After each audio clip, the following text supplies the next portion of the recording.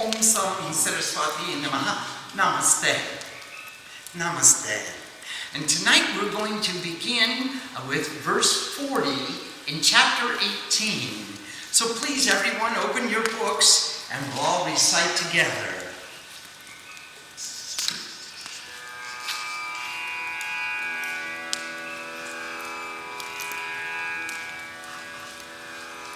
Om Swaha, Om Vah Swaha, Om Swaha Swaha, Om Bhurvah Swaha Swaha. Natadasti Pritigamba, Vidi Deveshu Vapuna, Satvam Pariti Jirmuktam, Gadevi Syat Prithivi Swaha. Brahman Yasyatriya Vishyam Sudramam Chaparam Tapam Karmani Pravi Bhaktani Swabhava Prabhirdane Svaha Shamotamastapasokcham Shantirajmame Vacham Jnanam Vijnanam Astidyam Brahma Karma Swabhavacham Svaha Shoryam Vijo Dvitir Jaksham Yude Chatya Palayanam Dhanam Ishvara Bhavischa Chakram Kamasa Bhavajam Svaha Krishi Gorishya Vanijam Vaishyakarma Svabhavajam Paricharya Patham Karma Sudyasya Svabhavajam Svaha Shwe Shwe Karmanya Virata Sansiddhim Lavate Nara Swakarma Virata Siddhim Yatha Dindita Trishinu Svaha Yataha Pravritir Bhutanam Yena Karasarvamidam Tadam Swakarmana Dhamma Bharshya Siddhim Dindati Bhadabha Svaha Swayan Swadharma Vibhunam Paradharmatma Dushkitan Swabhavaniyatan Kaman Kurvanando Nikilvisham Svaha Sarvajankana Kondeya Sadoshamapi Natyaje Sarvaram Bhagitoshina Tumenagni Rabhavitan Svaha Asatruti Sarvatra Chidatma Nikataspriha Nishkarya Siddhim Paramam Sanyasinati Gacchati Svaha Siddhim Bhakto Yata Brahma Tatapoti Bodhame Samadhine Bhaktoteya Nishkarya Rashyatya Parasva Buddhyabhi Shuddhanandya Yukto Vidyatmana Nityam Yacham Sabdadin Vishakam Styatva Ragavesho Yudhaskascha Svaha Vidita Seyin Rapvashi Yatamakaya Manasa Jnana Yoga Parodhikyam Vairagyam Samupasthita Svaha Ahamkaram Balam Dharmam Kamam Prudam Parigraham Vimuchya Nimam Samdo Brahma Bhutaya Kalpade Svaha Brahma Bhutan Sanatma Nasotati Nakamsati Samaha Sarvashu Bhuteshu Mabharulavate Param Svaha Bhakya Brahma Vichanati Yaman Yaschasmi Tatpatam Tatomam Tatato Gyatva Visade Tatadantaram Svaha Sarvakaram Yapti Sada Purano Yadagatashaya Maprasarata Bhakti Saskatam Adhamikam Svaha Chetasa Sarvakarmani Mahi Sanyasa Mapara Buddhi Yoga Mapasvikyam Machita Satadha Bhavasvaha Machita Sarvadurgani Maprasarata Rishyasi Atachitva Matakaran Na Hisrosyasi Nati Damsati Svaha Yadaham Karamasrikya Nayotya Kiti Mandile Muitesha Bhagavan Yoksati Sma Svabhavatim Rakoteyam Nibada Srinam Kamaram Kardunisha Sri Admohan Krishyasya Chopi Satatsva Ishwarat Sarvabhutanam Hrideshir Junadishtati Brahmayan Sarvabhutani Yantra Rurani Mayasva Tameva Saranam Gacha Sarvabhavena Bharta Tatvasadaram Santim Salam Pratyasi Shashvatam Sva Iti Te Jnanamapyatam Bhuyadutandaramaya Mishre Tasudeshinam Yate Chasi Tadakaru Sva Sarvadhujatamam Bhuya Srinume Paramamacha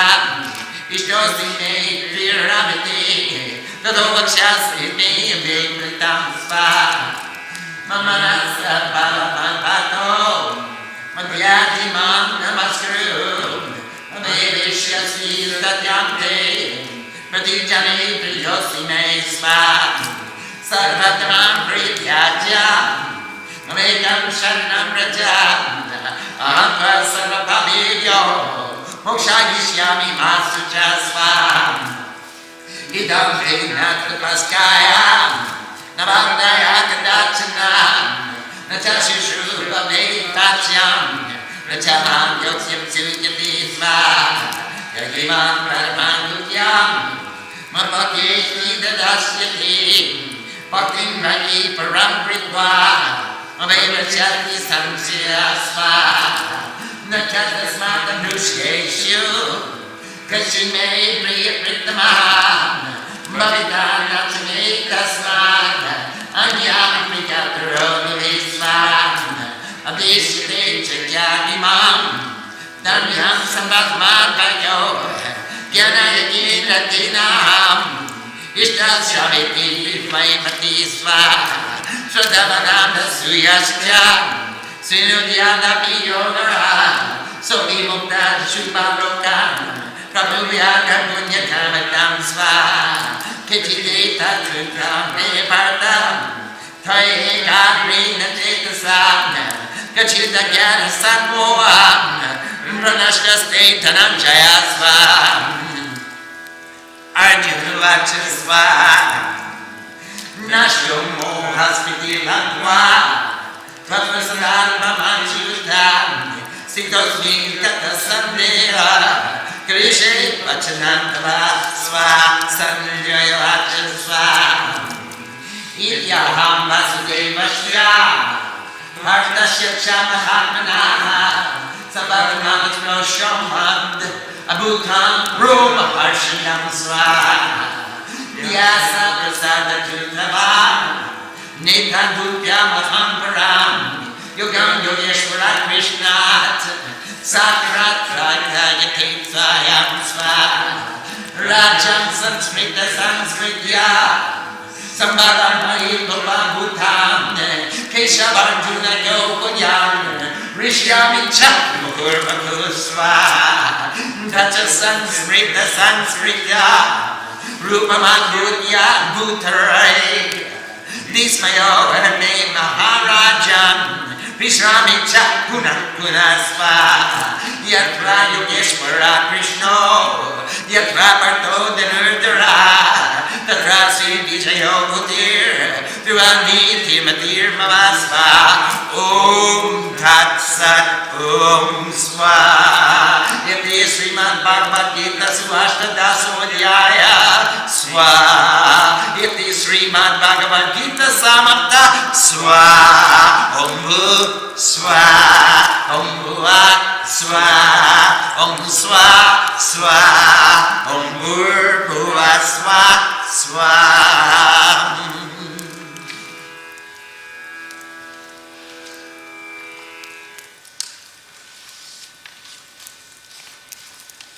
Let's return to verse 40.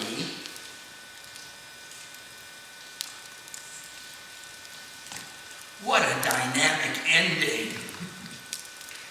Amazing. Let's get there. There is no existence born of nature liberated from these three qualities. Not on the earth, not in the heavens, nor even among the gods. There is no existence.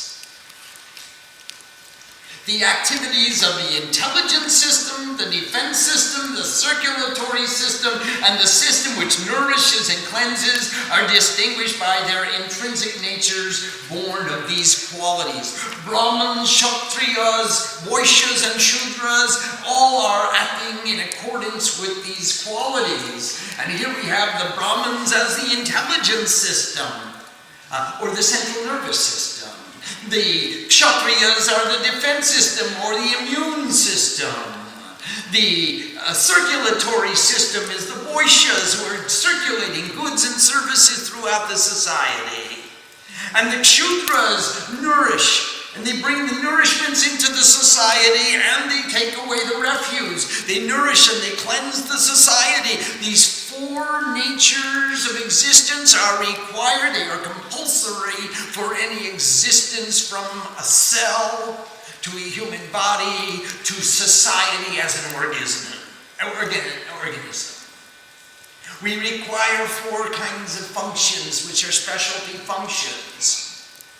The Brahmins, Kshatriyas, and Vaishyas, and Shudras. These natures are born of these qualities. Peacefulness, self-control, austerity, purity, patience, the purification of knowledge, wisdom, the application of wisdom, and the continuous pursuit of self-realization are the actions natural to the intelligence system and also to a Brahmin. Whatever Brahmin exemplifies these 9 qualities as their intrinsic nature, that is known as a Brahmin. Whatever human being has as their swabhav, as their intrinsic nature, these 9 characteristics, they are known as Brahmin. Courage, light, firmness, efficiency, not fleeing from the battle, giving, a regal attitude, are the actions natural to the defense system or the defenders, or to the Kshatriyas. Cultivation, keeping cows, and commerce are activities natural to the circulatory system. So look at when the cells come floating through your body and they stop at other cells and they drop off their nutrients and they take away the refuge and it's pumped through the blood. Isn't there an interchange going on there? Isn't that commerce? A giving and a taking? It's true in all the Vaishyas within us and within the society. Actions which serve are natural to the system which nourishes and cleanses. When we serve, we nourish and we cleanse. Devoted in his own sphere of activity, a man attains perfection. And that means within every man, all 4 activities are going on. If he remains devoted and harmonizes the 4 functions going on within him and ceases and desists from conflict between the different natures within him, puts them all into a harmony and a balance, he attains perfection. In his own sphere of activity, the swadharma, shwe karma, in his own sphere of activity, in his own harmonizing his own activity, a man attains perfection. Each of us is Brahman, Kshatriya, Vaishya, and Shudra. Listen to how a man finds perfection engaged in his own actions. Man attains perfection worshiping him from whom the evolution of beings has come and by whom all this is pervaded. That is his own action. So when we make worship as our own action, and this is an activity activity incumbent upon me. It's my own karma. Then man attains perfection. Through my activities, I will worship him. Better is one's own ideal of perfection than the ideals of another. Each of us must define the goal in our own way, in our own language, in our own bhava, in our own attitude. If they are performed well, as is necessitated by one's own intrinsic nature, though of limited qualities, such performance of actions can cause no conflict. Every time I try to live up to another's standard or another's ideal, I have a conflict and a measurement and a judgment. And am I falling short? Now, in order to go deeply inside, I must make it my own ideal of perfection that I strive to attain. So better is one's own ideal of perfection than the ideals of another. You can't live in another's dharma. You have to define dharma for yourselves. And when we define it for ourselves, then we cease to be in conflict. It's our dharma. And not trying to live up to another's dharma. Do not renounce the actions of your birth, even though they have faults, for all undertakings have faults, like fire is encompassed by smoke. We just added a little more fire and took a little smoke from us. So even if your birth is in a different occupation, you learn your occupation, learn your trade, and improve upon it. Start from where you are. Don't just try to abandon where you were. Start from where you commenced this journey, because that's the environment which was most conducive for us to fulfill our dharma in this lifetime. So don't abandon it. Don't neglect it. Don't renounce it. Use it, become good at it, and then move on. Use it as your foundation. Because every undertaking has some fault. That's why we're here on this earth. So don't say, oh, well, that's a lowly profession, or it's a lowly occupation, or I'm not interested in that. Learn what you can from it, and then move on. He whose intellect is everywhere unattached, who has conquered his soul, who has controlled desire, attains the supreme perfection of establishing being without action within. So he becomes established in being without action. The body is acting, I am the witness. And he has that bhav, that attitude established within. If his intellect is everywhere unattached, he has controlled his soul, he has controlled his desire. That is the supreme perfection. Briefly learn from me, O son who takes away the deficiency of others, Arjuna. Having attained that perception, he attains supreme divinity, which is the loyalty to the highest wisdom. Wow, the nishta. There's a loyalty. There's a loyalty, a complete surrender, and enjoy in the active surrender to that highest wisdom when we have the loyalty to our path of perfection. Learn from me. Having attained that perception, he attained supreme divinity. And supreme divinity, when you attain it, you have the loyalty to the highest wisdom. You really have faith. You really believe it.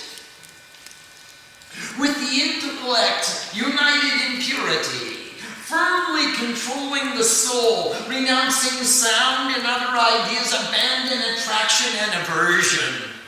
We'll go beyond duality. We move into the union with that supreme divinity, and we have loyalty to that highest wisdom. And there is no attraction to the outside, neither aversion to the outside. Serving silence with controlled diet, controlling speech, body and mind, always united in meditation. Take refuge in equilibrium.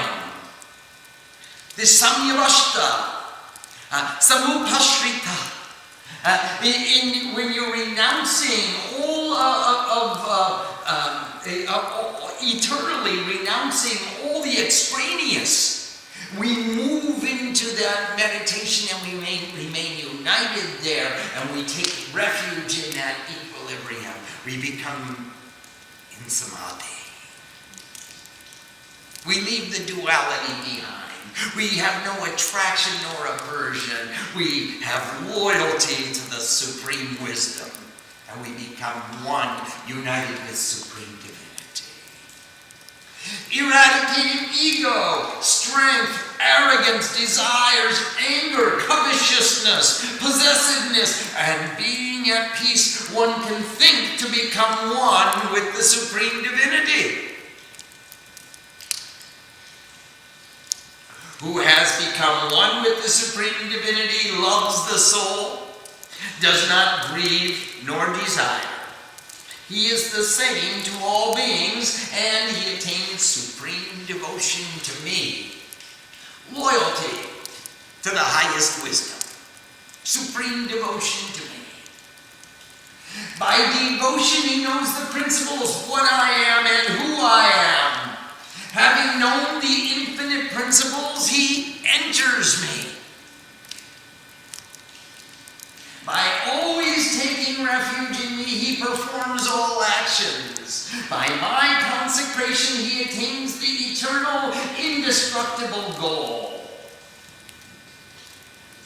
Establishing your consciousness in me during all actions, unite in my supreme intelligence. Always take refuge in the consciousness of me. Absorbing consciousness in me, you will cross over all confusion as my consecration.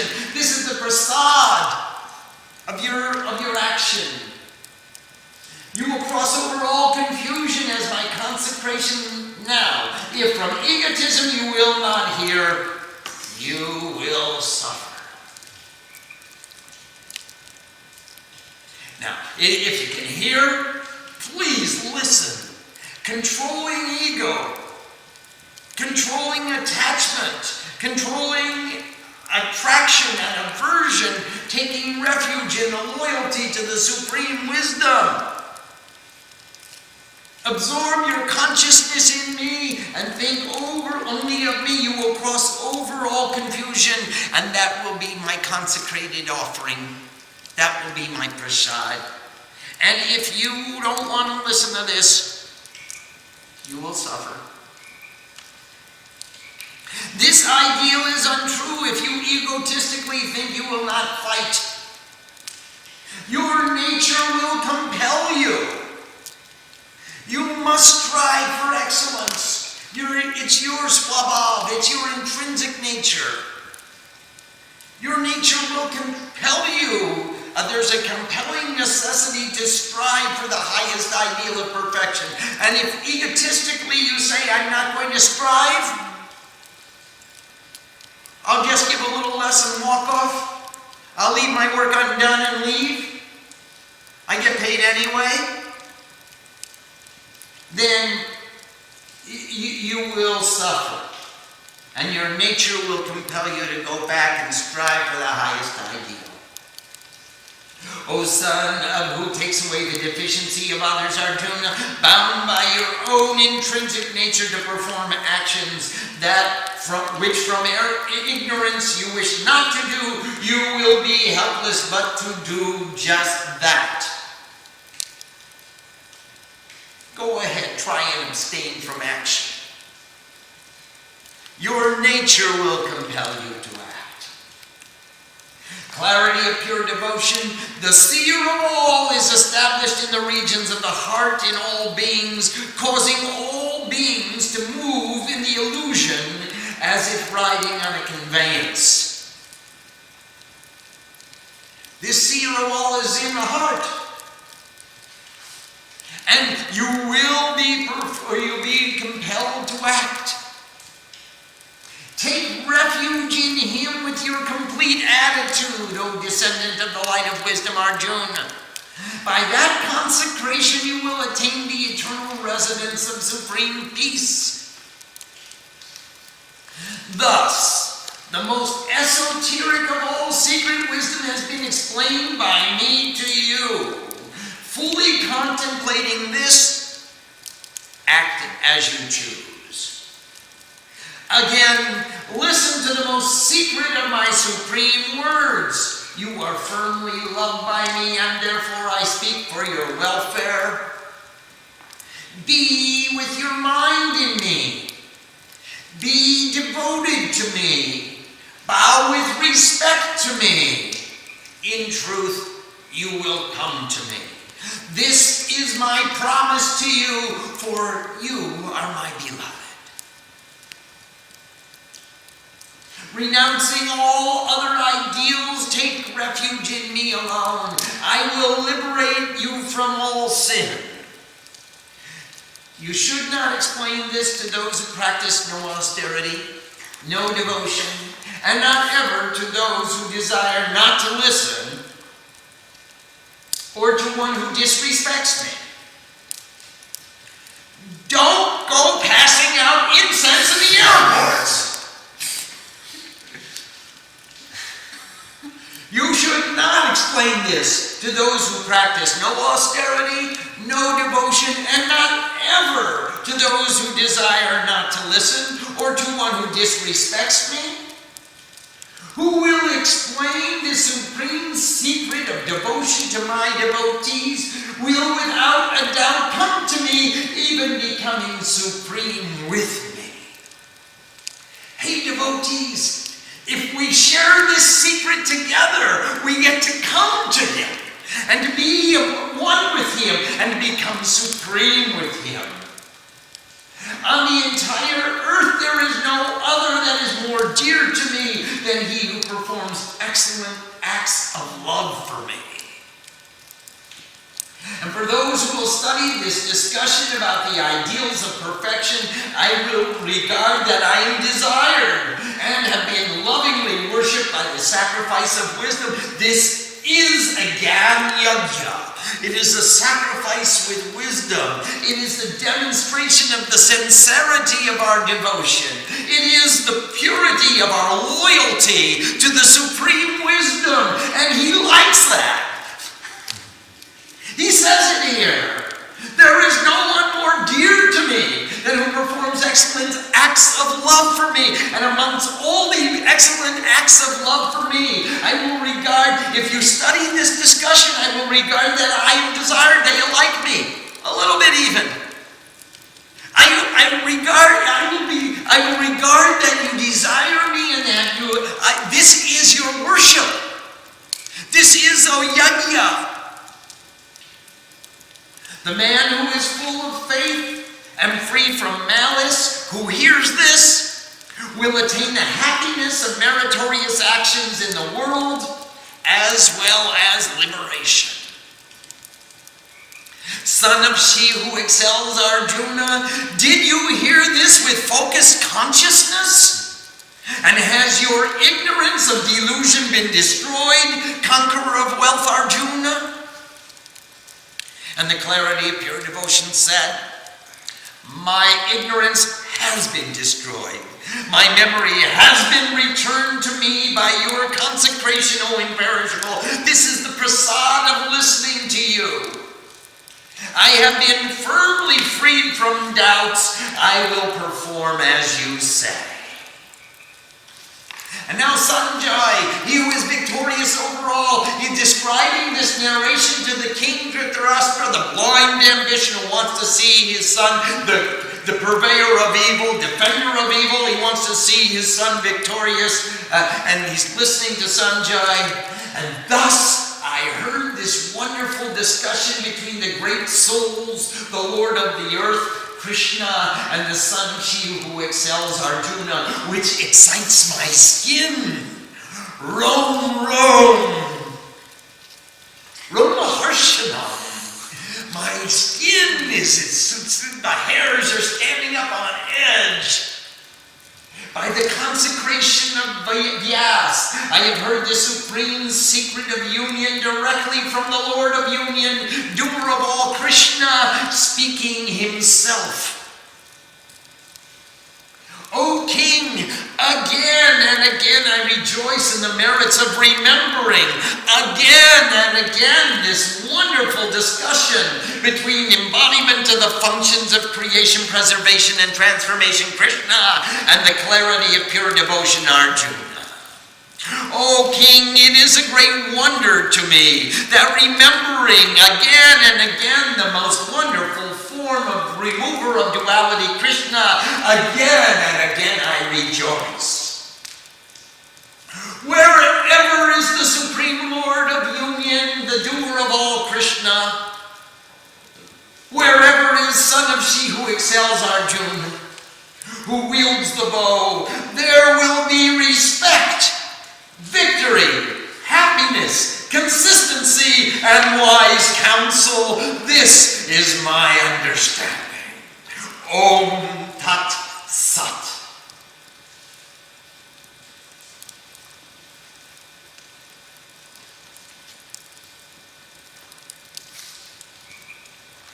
Every time I listen to this discourse, Roma Harshanam, my skin gets excited. The hairs stand up of their own, and I'm filled with wonder, a Astarja. Vishmaya, I'm amazed, filled with wonder and amazement. Vishmaya, Astarja. Rishyami Chapuna Puna, I delight. Again and again, I'm filled with bliss. And there, wherever we remember this conversation, wherever we think about the dialogue, whenever we perceive the form of Krishna and see Arjuna, there will be respect, victory, happiness, consistency, and wise counsel. Om Tat Sat. Are there any questions? Swamiji, today's class we began with verse 40. Yes. Which says that all of existence is has these three qualities. Yes. So what is the practical application of this statement to our daily lives and also to our long-term visions, Swamiji? The three qualities of nature, Sattva, Raja, Tama, exist in every object of creation, every manifested particle of existence, from Brahma to a blade of grass. And from that, those three qualities and the union of the three qualities, the various natures of humanity are born. So their nature takes birth from the nature. The nature of a human being takes birth from the nature of the qualities with which he was born. And now, seeing the wearer of the body who is beyond quality, we don't give fault to any individual. We give fault to their behavior or their understanding or lack thereof, while we love the emblem of God. We see that God has manifested in a certain form, and that nature may be good for us, or it may be bad for us, but we're only judging from our point of view. And that's how that knowledge will help us in our lives.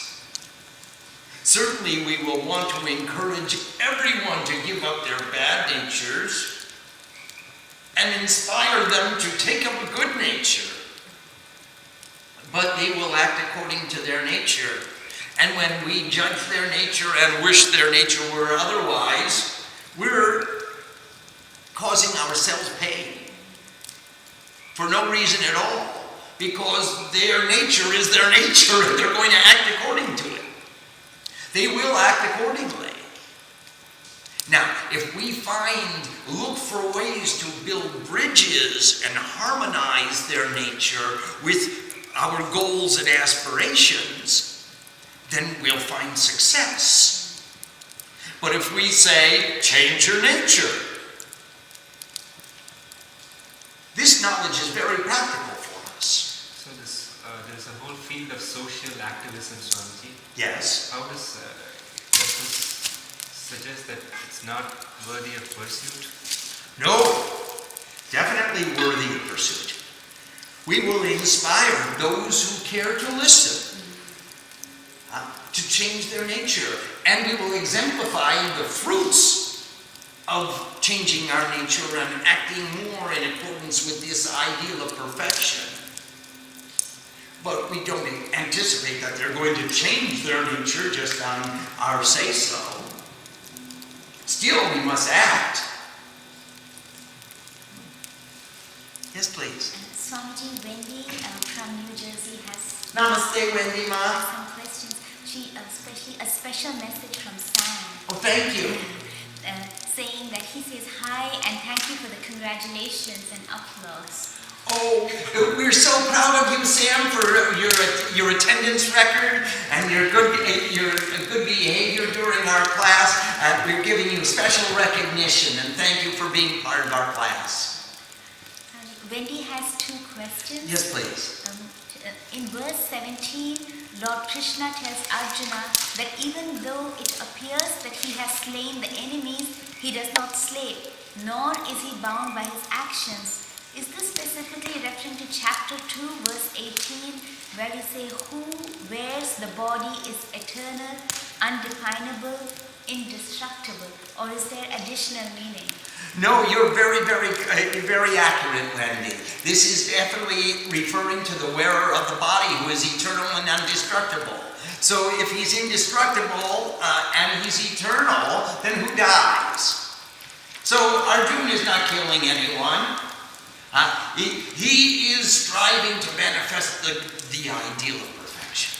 He's become a tool in the hands of his guru, in the hands of God.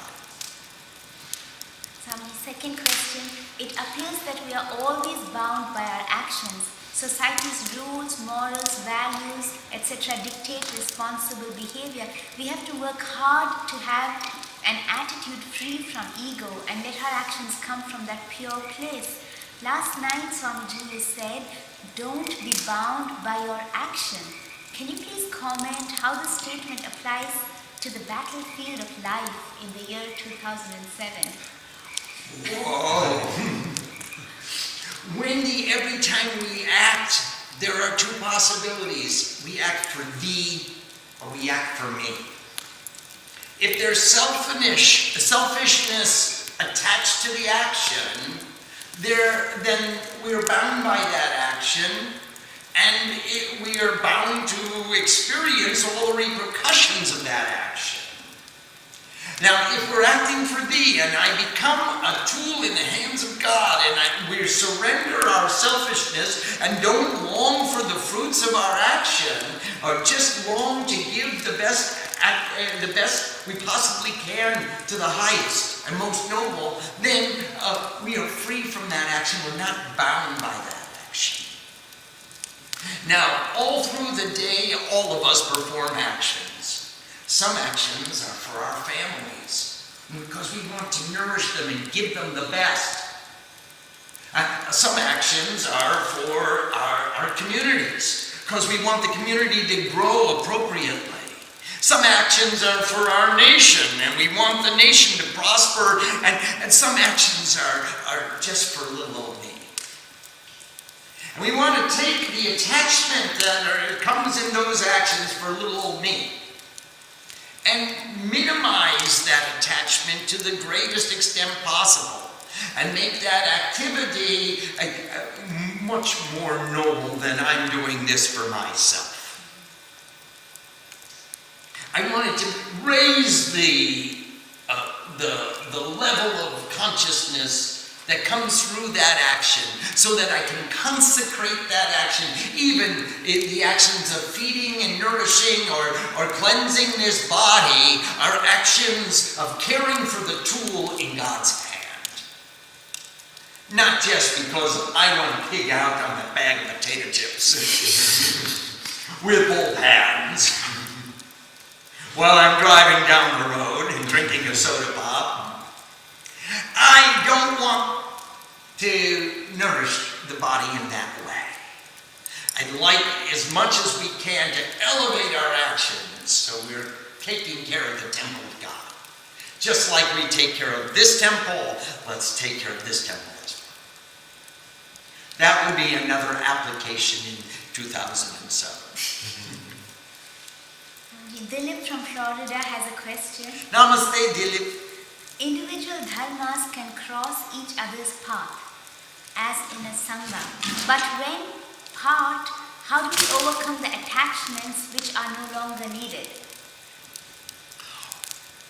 Oh, with appreciation, the attitude of gratitude is sufficient to eradicate all attachment.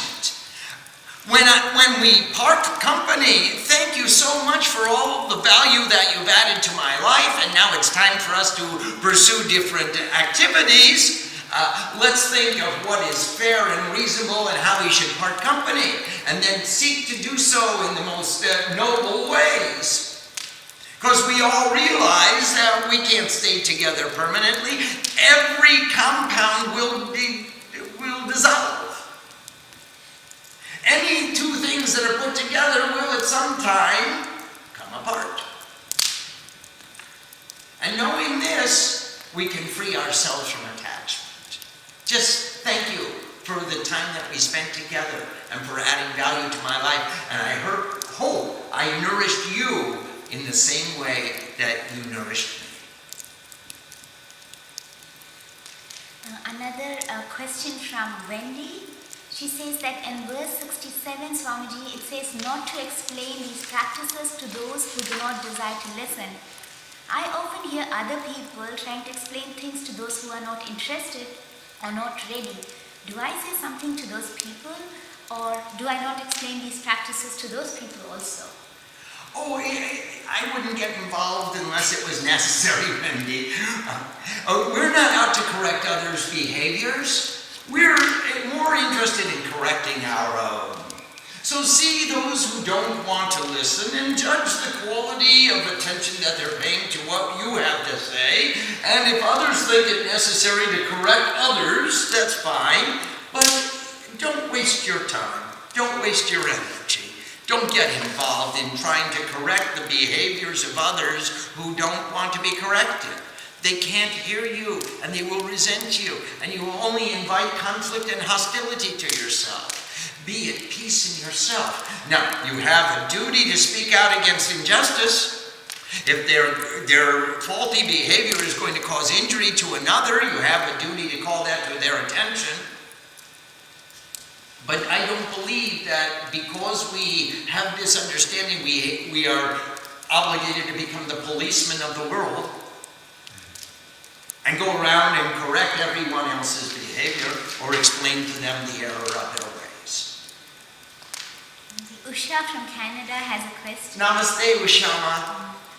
Swamiji, do we not have to know our true nature before we can really act accordingly? In the meantime, will the mistakes we make reveal our true nature to us? Yes, the mistakes are certainly part of the educational process. However, there is no time until we move into Nirvikalpa Samadhi where we really know our true nature, Usha.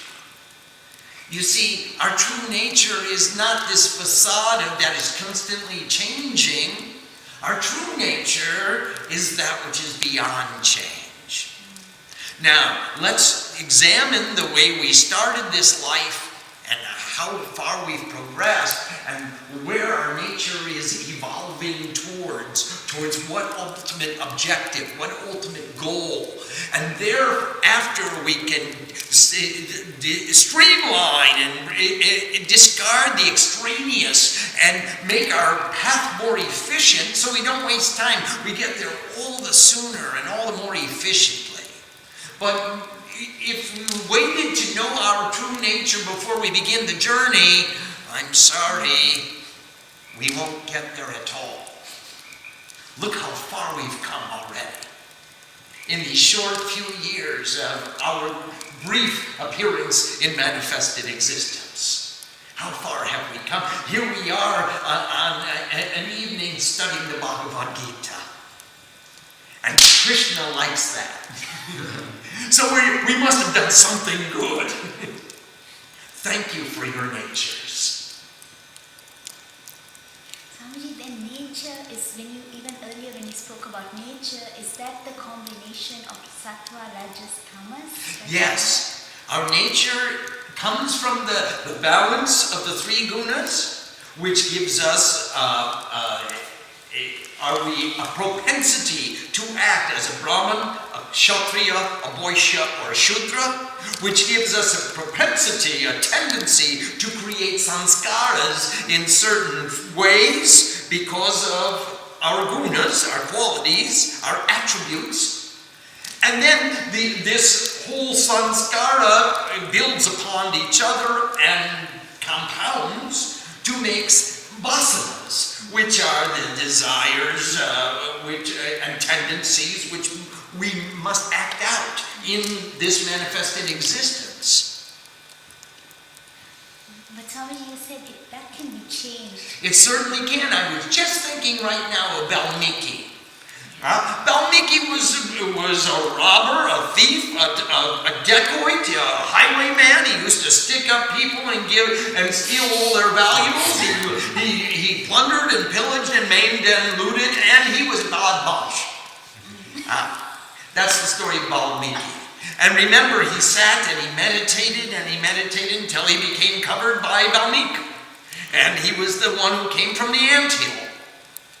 He lived inside the anthill, and suddenly when they found him and uncovered him, and he rose to manifested existence again, he was so pure from the recitation of the name Ram, Ram, Ram, that he became a Brahman, and he became a Brahma Rishi, and he became Bhagavan Valmiki. Now, if he can do it, so can I. I wasn't so much a badmash, almost that much of a badmash in my beginning. But now look, I get to talk about the Bhagavad Gita in my older years. So something has changed in my nature too. I'm not a highwayman anymore. Nanda from San Jose has a question. Yes, Nandama. Can you speak about efficiency versus perfection in action? Verses? No, I cannot. There is no competition between efficiency and perfection. From efficiency evolves perfection. We refine our actions to the greatest efficiency until they become perfect actions. But not efficiency versus perfection. Efficiency in perfection. Or evolving to perfection. Efficiency is the path, and perfection is the goal. But even the path can be perfect. Kumari has a related question to what you've been talking about. She says, Pranam Swamiji, verse 47 talks about one's own dharma. How does one know that they are living in their own dharma? How can we understand our own dharma? Can Swamiji please comment further on this verse 47? Our own dharma is my ideal of perfection as it's defined by me in this moment. And that will change. Because when I was a young man, I wanted to be a highwayman. Like Valmiki. And that was my dharma, to be the best thief. And now I'm a little older, and I don't want anything from the world. I want to be with Krishna. I want to be with the Divine Mother. So my ideal of perfection changed from wanting to be the perfect thief to wanting to be the perfect devotee. Now, think of your ideals and make a list of all the ideals you have. You want to be the perfect programmer. You want to be the perfect spouse. You want to be the perfect devotee. You want to be the perfect meditating rishi. Think of all the different ideals that you have and let's define them. What does perfection constitute in this circumstance? How do we define perfection in this circumstance? The perfect employee would be retired. The perfect spouse would have her own house. Everybody's got their own ideal. Define the ideal for yourself. The perfect devotee would have her own altar. The perfect meditator would live in an altered state. Everybody's got to define the ideal for themselves and strive to reach that ideal. And if it's never receding goal, then so be it. We'll do it eternally. Because what are we seeking when we want to grab onto the infinite beyond conception and unite with her? We're seeking to become the perfect devotee of the totality of existence. So here our definitions, our goals, our paths are going to evolve all through our lives. Pick good things. Hang out with good people. Have satsang. And that will inspire us to the most noble conduct. Swamiji, so when we say swadharma, Yes. that is, it's when is it something like Arjuna was a Kshatriya, so his swadharma is a certain thing? Or is it something based on my own idea, I decide what my swadharma is? You will decide. I was born a Vaishya. And now I'm living the life of a Brahmin. I decided what my swadharma was. Valmiki was born as a pariah. He had no caste at all. And he became a Brahma Rishi. He became a Brahman's Brahman. So he defined his swadharma. Now, you were born as a Kshatriya, Arjuna. Yes, your duty is to fight for truth. And I too am a Kshatriya, and my duty is to fight for truth. But more than to fight for truth, my duty is to be a Brahman and to live for truth. Not to die for truth, but to live for truth. That's the duty of a Brahmin. But that's your choice. My choice. I chose. My brothers chose, and they chose other vocations. They're not all sitting in the temple with me. As Jesus' brothers chose, they didn't all go on the cross with him. One of them was comfortable to be a carpenter, and one was comfortable to serve the sick. And each of them chose. So each of us will choose our swadharma, our own ideal of perfection. Not neglecting from where we have come, but acknowledging from where we have taken our birth and appreciating and moving on in our path of evolution. Swamiji, question from Nirmalananda. Namaste, Nirmalananda. Nirmalananda has a question about verse 48. Yes. He says, what is meant by do not renounce the actions of your birth? It means don't be ashamed of where you came from. Acknowledge where you came from. And don't leave it completely. I carry everything that I learned, every lesson I learned all the way through my formative years. I'm using that knowledge today. I'm not saying it's wrong.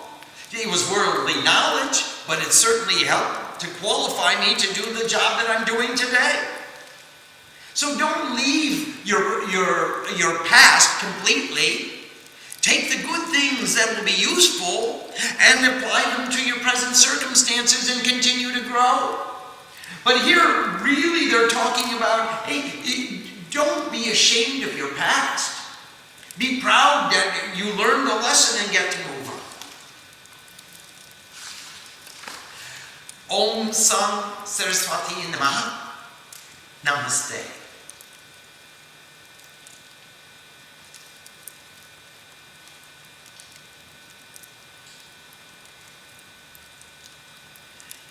Are there any other questions?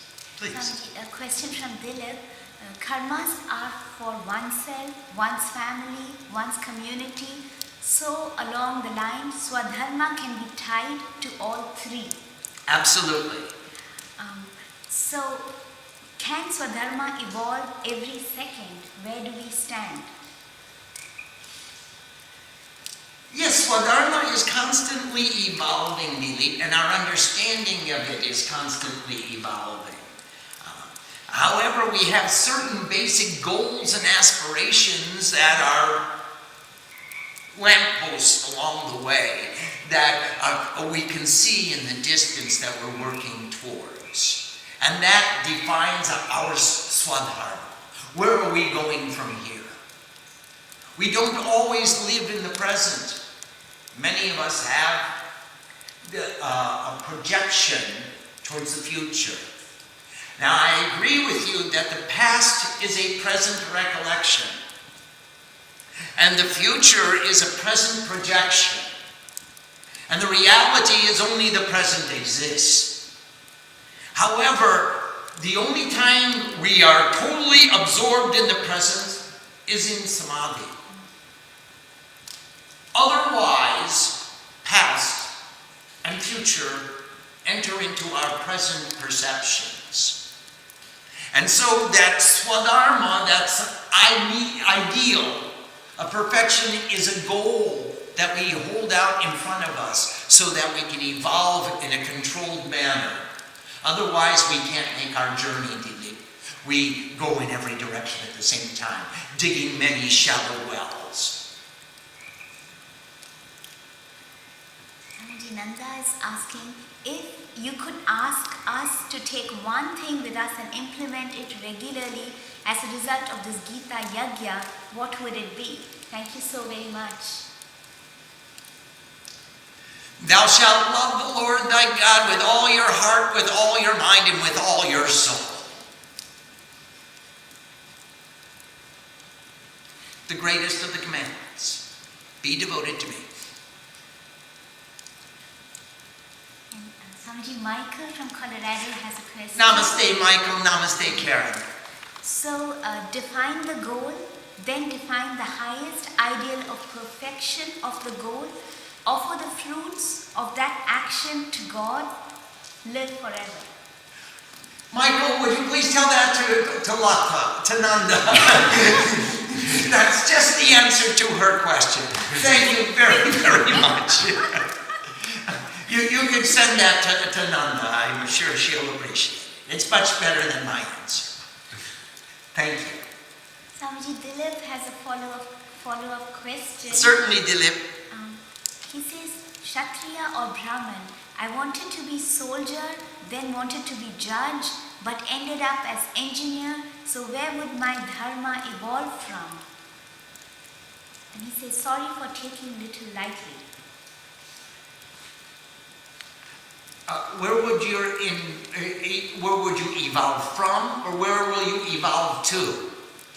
I'm sorry, I don't quite understand the question. You evolved through all of these aspirations. When I was young, I wanted to be a fireman, and then I wanted to be a policeman, and then I wanted to be a teacher, and I had so many aspirations as I grew up. But I evolved through these aspirations to choosing my highest goal. And you yourself, as the best perfect engineer, will want to engineer a path to divinity. That will ultimately be the objective that you set. How do I engineer my way to God? So we're all on the same path.